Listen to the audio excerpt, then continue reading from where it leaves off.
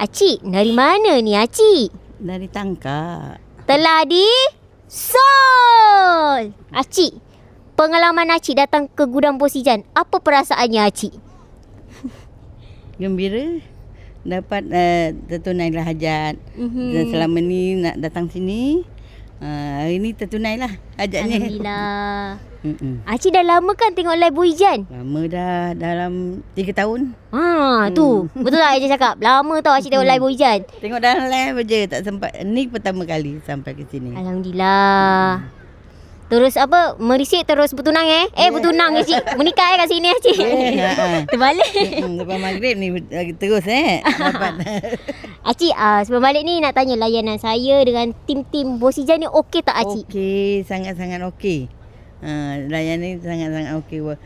Dia makcik walaupun tak ada sesiapa tapi makcik rasa memang okeylah semua. Alhamdulillah. Kalau ada yang kurang minta maaf ya Acik. Sama-sama. Saya jual, halalkan apa yang kurang. Acik pun beli. Lagi satu Acik. Acik kan dari Tangkak kan?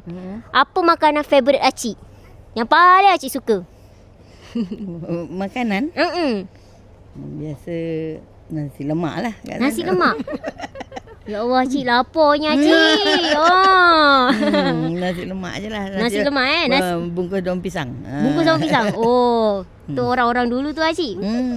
Apa-apa Acik, saya ucapkan terima kasih. Dari jauh datang ke gudang Bos Ijan. Ya. Tapi sebelum tu Acik, lagi sekali Acik. Ada lagi. Acik. Acik dari mana ni Acik? Dari Tangkak, Johor. Telah di Sol. Acik, tanya Acik minta macam-macam budak ni.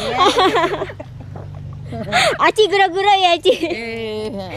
Ni saya angkatkan. Apa? Acik punya